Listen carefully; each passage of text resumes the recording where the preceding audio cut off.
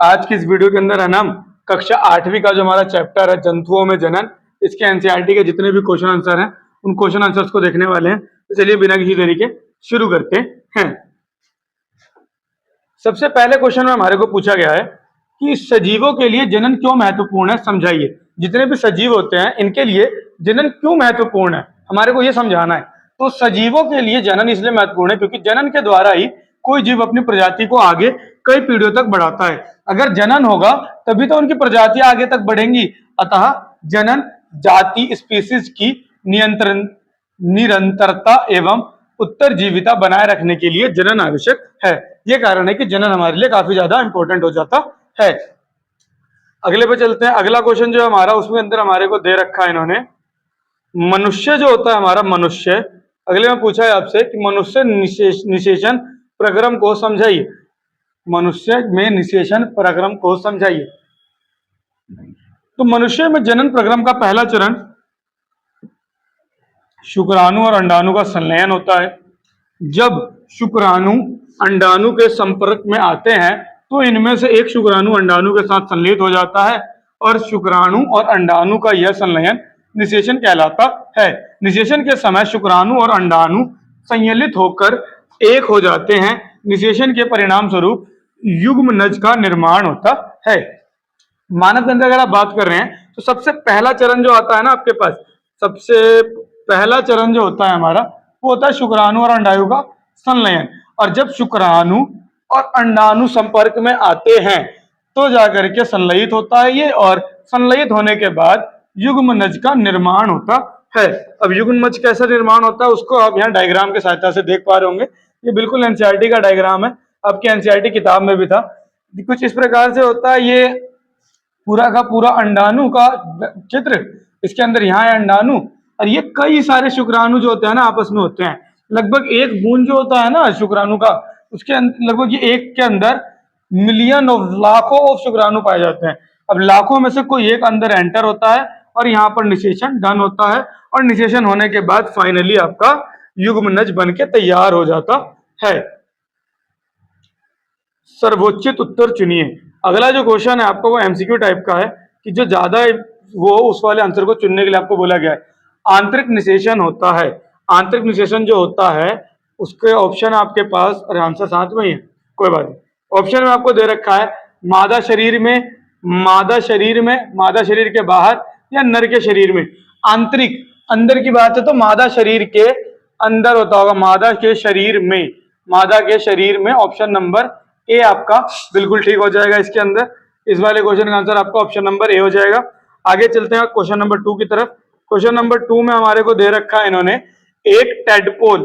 Tadpole जो होता है जिस प्रक्रम द्वारा वयस्क से विकसित होता है, टेडपोल किस प्रक्रम के द्वारा वयस्क से विकसित होता है? तो ये हमारा कायांतरण से होता है और किसी ऑप्शन को देखने की जरूरत नहीं है, कायांतरण से होता है। ऑप्शन नंबर बी हमारा ठीक हो जाएगा, कायांतरण। आगे बढ़ते हैं, आगे हमारे तीसरे की तरफ। तीसरे में हमारे को दे रखा है एक युग्मनज में पाए जाने वाले केंद्रकों की संख्या होती है। एक युग्मनज में पाए जाने वाले केंद्रक की संख्या कितनी होती है? तो एक युग्मनज के अंदर केंद्रक जो होता है ना वो सिर्फ एक होता है। ऑप्शन नंबर सेकंड ठीक हो जाएगा हमारा एक। आगे बढ़ते हैं, अगला हमारा क्वेश्चन नंबर 4 ही है सीधा। क्वेश्चन नंबर 4 में हमारे को दे रखा है, इनके अंदर आपको ट्रू और फॉल्स लगाने हैं जिसके आंसर आपको नीचे दे रखे हैं। अच्छा, आंसर आपको यहीं दे रखे हैं तो मैं सीधा आंसर से शुरू कर देता हूं जिससे आपको थोड़ी सी आसानी हो जाएगी। देखिए, अंडप्रजक जंतु विकसित शिशु को जन्म देते हैं। अंडप्रजक जो होते हैं विकसित शिशु को, बिल्कुल गलत है ये बात, क्योंकि अंडप्रजक जो थे हमारे वो अंडे देते हैं, है कि नहीं? हमने अंडप्रजक पढ़ा था, अंडे देते। जो जरायुज थे वो आपके शिशु को जन्म दे रहे थे, तो ये गलत हो गया। प्रत्येक शुक्राणु में एकल कोशिका होती है, बिल्कुल ठीक बात है, ऊपर अभी हमने एमसीक्यू में भी करा था, हर एक शुक्राणु में एकल कोशिका ही पाई जाएगी। मेंढक में बाहरी निषेचन होता है, बिल्कुल हाँ। मेंढक जो होता है पानी के अंदर रहता है और पानी के अंदर जितने भी जीव रहते हैं ना, जितने भी आपके जल में रहने वाले हैं, उन सभी में बाहरी निषेचन ही पाया जाता है। वह कोशिका जो मनुष्य में नए जीवन का प्रारंभ है युग्मनज कहलाती है, बिल्कुल गलत बात है, क्योंकि युग्मनज तो वो होता है जो निषेचन के बाद तैयार होता है। जब शुक्राणु और अंडे का या फिर डिंब का जब संलयन हो जाता है तब जाकर के आपका युग्मक अलग चीज है, वो युग्मनज होता है। यहाँ पे आपको गलत दे रखा है, ये आपका गलत गलत हो जाएगा, ठीक है। ई वाले को पढ़ते हैं। ई वाले पूछा निषेचन के पश्चात दिया गया अंडा एक एकल कोशिका है। निषेचन के बाद जो अंडा होता है वो एकल कोशिका होता है? बिल्कुल हाँ, एकल ही होता है। अमीबा मुकुलन द्वारा जनन करता है। अमीबा के अंदर मुकुलन होता है? बिल्कुल भी नहीं, मुकुलन तो मुकुल में होता है, हाइड्रा के अंदर होता है मुकुलन। अगला क्वेश्चन है आपका, उसमें पूछा गया है अलैंगिक जनन में भी निषेचन आवश्यक है। अलैंगिक के अंदर निषेचन होता ही नहीं है तो आवश्यक कहां से हो जाएगा? अलैंगिक जनन में तो सिर्फ और सिर्फ कोई एक पेरेंट चाहिए ना, या तो नर या तो मादा, तो इसमें जरूरत ही क्या है? कोई जरूरत नहीं है।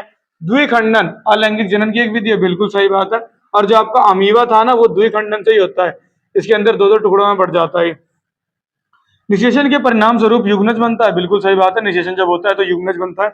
भ्रूण एक एकल कोशिका से बना हुआ होता है, गलत जवाब। भ्रूण जब बनता है तो युग्मज के बाद का होता है, उसमें एकल कोशिका नहीं बहु कोशिका हो जाता है वो हमारा, ठीक है। ये हो जाता है आपका। पांचवा क्वेश्चन देखते हैं। पांचवें क्वेश्चन में आपको बोला गया है युग्मनज और गर्भ में दो भिन्नताएं दीजिए।